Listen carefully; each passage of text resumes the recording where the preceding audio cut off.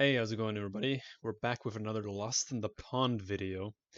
Uh, Honestly, I really like his videos because he's, I mean, first of all, he's a fellow European, like me, who's moved to the US. Now, I'm not from the UK or I'm not from Britain, like where he's from.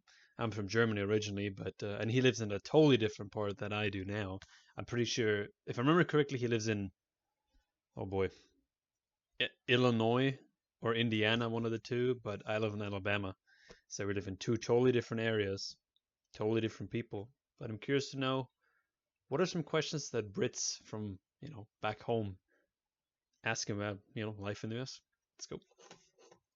Hello, I'm Lawrence and I'm on a quest to uncover all of the memos that Britain and America lost in the pond, and one of those memos pertains to questions. Specifically, questions that British people ask me about the United States and its people. I'm Lawrence Brown, and this video is sponsored by Squarespace. If you've All been right. paying attention, you may remember that last week I did the exact reverse of this video when I looked at 7 questions that Americans always ask me about Britain and its people. And as somebody who's lived in the United States now for ages, I do indeed get a lot of questions from people back home, such as, "Ooh, Lawrence, do you think you'll ever develop an American Yeah, accent?" he's lived in the US far longer than I have. I mean, I've been here for I've been here for honest I've been here for a few years now. Um, but he's been living in the US for well, like 10, 15 years at this point, so he's got way more experience than I do, but Or why is Arkansas pronounced Arkansas, not Arkansas? I did a YouTube short about it already. And so I'm drawing that's on a all good of my question. expertise That's a of good living in the question. United States to answer questions like these today, so that maybe all of the British friends and family members that are asking these questions finally shut the up. That said, I really like. Dude, yeah, seriously though, I've always wondered why is Arkansas, because it's Arkansas, right? That's how you spell it. Why is it called Arkansas? There's no W in there. There's not like a saw. It's not like a freaking chainsaw. Um, it should be called Arkansas. And it's strange because isn't Arkansas right next to Kansas? Maybe. Who knows? But it should be close, right? I mean, they're two different states, but they should be relatively close to each other, I think. People, and since we're on our way to 1 million subscribers, if you're not yet one of them, do that now! In the meantime, here are 7 of the most common questions that I get asked by British people about America and Americans. Number 1, why do Americans call their sport football when they don't use their feet? Well, firstly, that's That's a not good question. entirely true. I mean, I think we've all seen it where a player takes the ball, puts it Oh, down, oh, oh, kicks it, in slow motion, that might just be in the oh. movies, and everybody goes crazy, so it must be an important part of the sport. But secondly, I did some Googling, and I found out that it's called football because of the sports from which it's derived. See, back in the 19th century, Britain was developing a series of ball games. One of them, famously, was soccer, or to give it its full name, association football. And this was called association Really? football because they had to differentiate it from something else called rugby football. Rugby football did indeed go by the name of rugby football, and in fact sometimes does to this day, despite the fact that they too don't use their feet unless they're kicking it over a giant H or down the field, or maybe some other ways. And American style football basically took its cues from rugby football, and the name stuck. Alright, this question I Dude, get a lot. dude, that's a Why good is question. Why is American bread so freaking sweet? Dude, I don't even know. I don't even know if Americans would survive if they lived abroad and had to eat bread for breakfast or had to make themselves a sandwich. I gotta say, honestly, like the bread in Germany, eh, it's good. It's fine, right? There's nothing, in my opinion, there's nothing special about it. I think a lot of Germans pride themselves in the fact that they use a lot of different like seeds. They do have pumpkin, sunflower seeds, and to make their bread, and uh, but most of it is tasteless, I guess. Now, at the same time, though, I don't really like the sweet bread. I think it's a little too much, especially because it's so soft, it's so soggy all the time. Uh, Honestly, if I had to pick my favorite bread, I think at the moment is probably sourdough. I think a good old sourdough. I wish I knew how to make it myself at home, dude. I wish I knew how to make that myself. I got to figure out a way on how to learn that. I don't know if you need a. I don't know. Do you need a machine for it? I mean, obviously it's been around for so long. You probably don't. Let's be honest. But dude, yeah, American bread. I mean, it's not just that it's sweet. It's there's so much other crap in there. American bread so sweet? And we have to make a bit of a distinction here, because the bread that we're talking about is the kind of store-bought bread that you get in supermarkets that are used for sandwiches. And it's true, one of my earliest experiences in this country was raiding my mother-in-law's bread bin when I was hungry late at night. And I was really excited because, as everybody knows, there's nothing better than bread and butter at midnight. That's just me, right? But it was really sweet. It was almost like I was having a I do that too. late-night dessert. Basically, this additional sweetness on American bread comes down to one word. Added sugar. That's 2 words. Well, yeah, and I mean, it's true. As somebody who gave up added sugar a couple of years ago, I was shocked to find just how much added sugar was found in American bread. 2 grams of added sugar, which is 4%. 3 grams of added sugar, 6%. Now, there's a couple of things to add here beyond sugar. Number one, the addition of added sugar is supposedly intentional in order to prolong the life of the bread. And pound for pound, I have found that American bread takes a bit longer to turn green. I was a student in England, so I've got a lot of experience in this field. But the other thing to point out is not all American bread is sweet. Since giving up added sugar, I've mostly turned to sourdough or rye. Hey, some of which there you have go. 0 added sugar, There which you tastes go. great with some strawberry jam. Dude, sourdough is the shit. Honestly, sourdough is really good. I mean, it goes with you can use it for sandwich. You can use it with some jam. You know, you can use it for. It's so versatile. It's so good. It's so simple. There's barely any ingredients, and it's so delicious. I mean, you can literally just eat it by itself or with some nice butter, on it. And I mean butter, not some freaking substitute like margarine or whatever it's called. Man, I remember people had that substitute butter in Germany. It was horrible. Horrible. Which I've just realised has added sugar. And something else that's really sweet, my new and improved website at lostinthepond.com. As my YouTube channel grows ever nearer to 1 million subscribers, Damn. it only makes sense that I have a central hub for all things pond. And now, thanks to Squarespace, I do. In 2024, we've been rebuilding our website from scratch using some of Squarespace's key features. Go ahead and check that guys. Check that out if you guys are interested. I'm just gonna go ahead and skip for that part for a minute, real quick. All right. Are you scared of all the guns? Oh, I'd be curious about that. I'd be curious. You know, I live in Alabama, like I mentioned at the beginning, and I honestly, I was surprised because I've lived in other states. I've lived in California. I've lived in West Virginia. I was surprised just how few people actually carry here. Now, let me rephrase this. Open carry. That's another thing, right? I mean, concealed carry, you know, ideally you wouldn't know, right? I mean, that's the whole point of concealing it. But openly, I mean, I've been here now for 10 months. Oh, no. 9 months.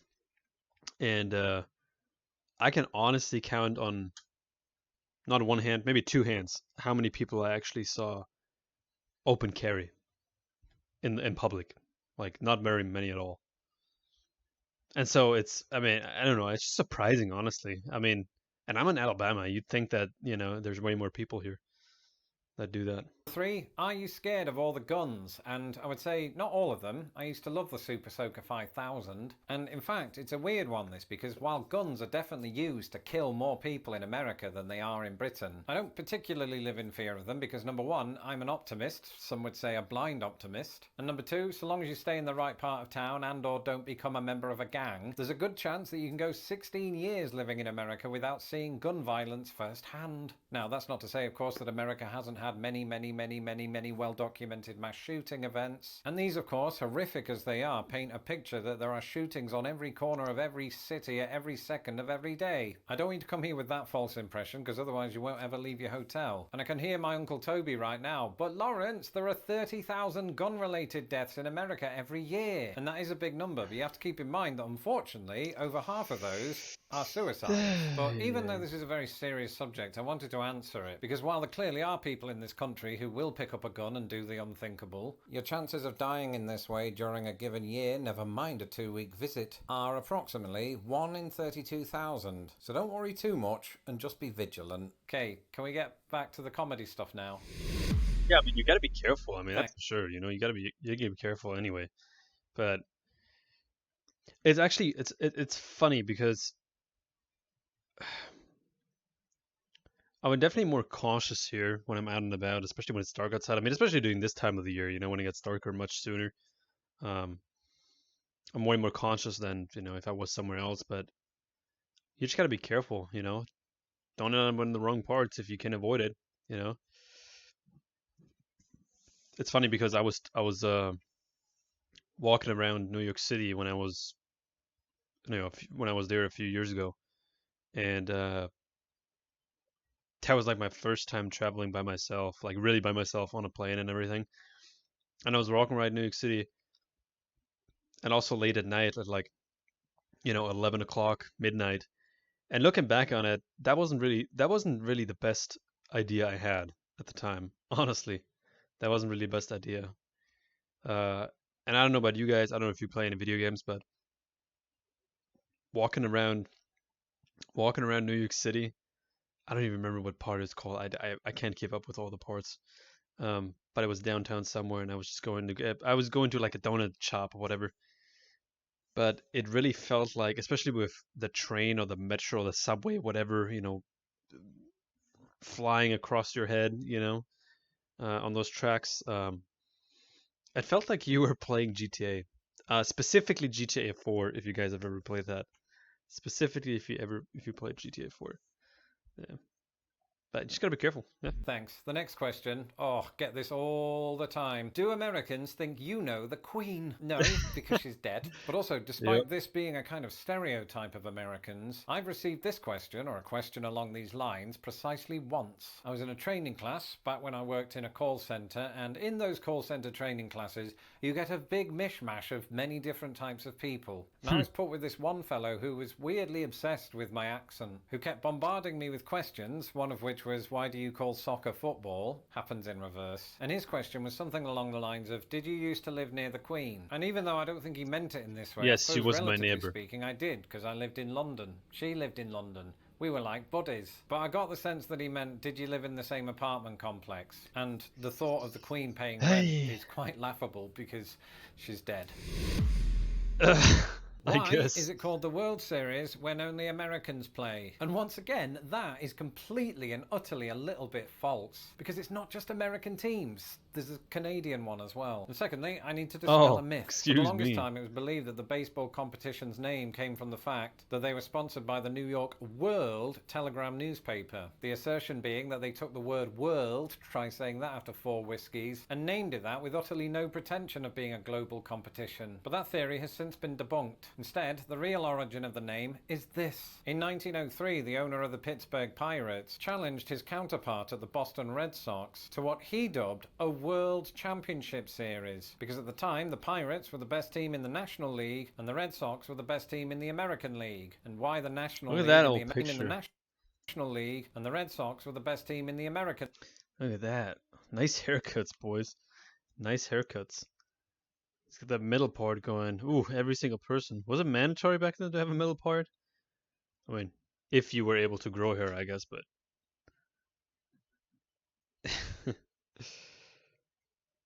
so weird. League, and why the National League and the American League don't mean the same thing, I'll never know. But it seems like he used it ironically and it sort of just stuck and then evolved into the World Series. There is, of course, a baseball competition that does include different countries, and that is the World Baseball Classic, which is sort of like a dime store version of the FIFA World Cup, but with baseball. Was it? Why do Oh no. American tour... Why do Americans tell you their home state before their home country? Is that? I mean, it depends on where you are. Obviously, I mean, if you're traveling abroad, you usually say you're from the U.S. If you're traveling within the U.S., then obviously they'll tell you, "Hey, I'm from Alabama," or "Hey, how's it going? I'm from California," you know, or Or hey, brother, I'm from West Virginia. You know, something like that. Why do American tourists in Britain tell you the state they're from before they name their country? And I too have experience with this because when I met my American wife over in England, my first words to her were, "Hi, I'm Lawrence. I was named after the actor Laurence Olivier. Isn't that impressive?" But my second words to her were, "Where are you from?" To which she answered, "Indiana." And I've never asked her about that. Maybe she said Indiana because I assumed from her accent that she was from the United States, but actually when I asked her it, I remember thinking, well, Oh. you could be Canadian. I could end up looking like a right numpty if I assumed Okay, your okay, okay, Americanness. okay, okay, okay. Sure. Sure, she could have been from Canada, but at the same time, how many people sounds the same as an American? I mean, Canada has to be the closest thing, obviously, but you can tell if someone's from the UK. I mean, there's only so many English-speaking countries, right? I mean, there's UK, I mean, Britain as a whole, right? And then Canada, US. Obviously, you can tell if someone's from what's it called? Australia, for example, New Zealand, right? They sound similar. So, I mean, it's a 50-50 at the end of the day, right? If it's from Canada or from the US. Equally, for those of us who have a bit of geographical nous, I know from the answer Indiana that she is from the United States. The problem is, not everybody in Britain knows all of the 50 states. Not everybody in America does, come to that. So I suppose in some ways it Oh, is wait, kind his wife is from the Indiana, so that's why that's why he moved to Indiana. Dude, that all makes sense now. That all makes sense. I was wondering how did he end up in that area? Nothing wrong with it, but, just curious. weird. But then on the other hand, I think Americans do carry a little bit of pride in their roots, as in where they came from, not their hair, although in my wife's case, both. And so Yep. maybe it's a manifestation of that. It's sort of like when Americans go around wearing their college jumpers / sweaters, because I Ooh. think it might be to Americans a status symbol. I've no idea actually why they do that. Sorry, I've just made most of that up. Let me know in the comments why you do it, if you do. Actually, there's a decent chance that you don't, because of this. Why don't many Americans own passports? Dude, well, I've as known. I said in a video. Okay, here's the funny thing. I know people. I know Americans that have had passports in the past, and since then they went expired, and now they just don't renew them anymore. And it's funny to me because it doesn't. I mean, it costs money, which I think is ridiculous, right? That it costs money to make a passport for a person. I mean, everything costs money. Let's be honest, but a passport. Maybe you should be allowed to get a free one every other every other year. Every 10 years you should be allowed to get a free one, right? And if you need another one because you lost it, whatever, sure you could pay, but whatever. But I know people that have had theirs, like they just wait until it's expired, and then they just never renew it. And I'm like, what if you won a ticket to like the Netherlands, which is really nice, by the way. If you're American and you want to visit Europe, go to the Netherlands. It's a really nice spot. They like Americans a lot too. Doesn't matter where you're from in the States. But yeah, what if you win a trip? You know, what if you find out, hey, you only got 2 months left to live? You know, want to travel somewhere? I mean, it's kind of difficult to get a passport in time if that's the case. Never know. Never know. I would always have one. Video that I did all about this a few years ago, the answer is multifaceted. Firstly, while only 42% of Americans own a passport, I don't think I've ever not had a passport, even if knew I wasn't traveling for the next few years. compared to 86% of Brits, significantly more Americans these days do own a passport than they did 30 years ago, which was approximately when I Wow. first started hearing about this stereotype. And secondly, There's this perception that America is so huge and packed with variety that you could just do all of your travelling here. And while that isn't necessarily an idea that I subscribe to, it is one that many Americans do. Because arguably, way more Americans than Brits have family members and friends that live 1,000 miles away in the same country. Sometimes, in order to see them, that necessitates that they take a holiday within the country. But it's not cheap. Domestic flights can get up to $1,000. Oh, yeah. So that would be one of the other reasons that a lot of Americans don't travel internationally, is they simply can't afford it. And I know what you're thinking. Yeah, Lawrence. But isn't it also down to a lack of curiosity on the part of Americans? And I think it would be hard to argue Honestly- that there isn't an element of that. But that just comes down to what they're exposed to. If you compare the news cycles of both Britain and America, the BBC reports on countries from all over the world, even countries that don't have oil. How mad is that? Whereas when America provides international reports, it's usually usually on countries that they have a vested interest in due to their foreign policy. So I think America just isn't exposed to other countries as much, and this is heightened, of course, by the fact that they are bordered only by Mexico and Canada. If you go over to Britain, we're bordered by the sea, but then the rest of There you go. Europe with all of the countries that come with that. Now, that's not to say that no Americans travel abroad, otherwise I wouldn't have met my wife. And That's or moved honestly, let me with go back. that. That's honestly the nice thing. I want to show you guys this. That's honestly the nice thing if you live. What the? Oh, I was gonna say what the. That's honestly the nice thing about living in Germany. Germany is probably the best European country to live in if you want to travel a lot of Europe, or if you want to go to Europe relatively cheap speaking, right? I mean, the border is right here. If you can see my mouse, so I kind of like right here. I would make it bigger, but I can't really change it right now. And you have so many countries. Like, I did not have a lot of money growing up at all. I don't even have a lot of money now at all. But still, I mean, if you participate in like certain clubs or certain if you join certain groups, like the city that I was living in, for example, once a year they were part of a group with like Poland and Hungary and France or something like that, and you were able to travel to these countries. They would basically rotate every single year. So one year you go to France, next year you would go to Germany, and then you would go to Hungary, then you would go to Poland. And just with that group alone, I managed to visit France again. Granted, I was there before because I visited French school for a while, and not for a while, but like a week, because I had a French exchange student visit me or stay with me, and so then after he stayed with me in Germany, I stayed with him in France and his family. But yeah, France. You can go to. I was able to go to France and Poland, right? I could have also gone to Hungary. Fortunately, I didn't make it there because I was not part of that group anymore. But also with school, I was able to go to Italy, France again. I think I've been to France 3 times in total, I want to say. My host family was very nice, by the way, guys. My host family was amazing. I want to say this real quick. They were amazing. And then I was able to take the bus to the Netherlands. Easy. I took the train to go to Belgium. God, I always forget about that tiny country. Went to Austria, took a train, drove to Switzerland. I mean, it's so easy to get around, so easy to get around, and it's not. It costs a fraction of a domestic flight even within the U.S. now, so it's very easy to come around. But I have to disagree with him a little bit in this video because the US is so big, and I've driven across it now. Granted, I haven't been to every single state, but it's so unique, it's so beautiful in so many different places that you could totally spend a whole decade, even if you went on vacation multiple times a year, spend a whole decade just exploring the entire US. Like, it would take you a long time to explore everything. I mean, most people will never go to all 50 states. I've met people that are, in their 50s and 60s, they haven't even met their own state, which is sometimes really hard to believe considering their location. I mean, some people live so close to the border to a different state, and yet they've never driven that extra like 20, 30 miles to like actually get out. Like, that's how it was in West Virginia, for example. People there, they would never leave. I mean, it's a poor state, granted, but even the people that would have definitely been able to afford it, they just never left.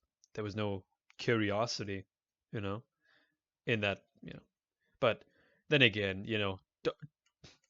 trust me when I say this. If someone went up to an average American, he's 25, and say, "Hey, you ever been out of the country?" He goes, "No," and they say, "Hey, fully inclusive, everything's paid for, trip, 1 week Germany, 1 week Netherlands, 1 week Italy, whatever," they would 100% do that. It's a once in a lifetime kind of thing for many people. Anyway, let's finish the video real quick.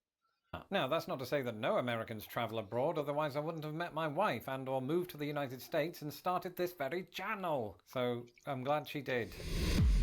Oh man, final words. Well, if I've learned anything today, it's that on YouTube you can talk about guns and bread in the same video. But I've also learned that I didn't share housing facilities with the Queen. Let me know in the comments what you've learned today. And if you've not had a chance to watch the first part in this series, Oh, ask me about Britain and its people. Oh, dude, we gotta react to that video. We gotta react to the 7 questions Americans always. Yeah, so it's the other way around.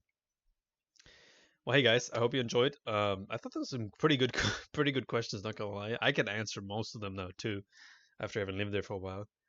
Yeah, let me know if you guys enjoyed it. See you guys soon, and I'll try to figure out a light situation here because this is not ideal. This makes me look like a zombie. With this yellow light that's coming down here. But anyway, hope you guys enjoyed, and I'll see you soon. Take care. Bye.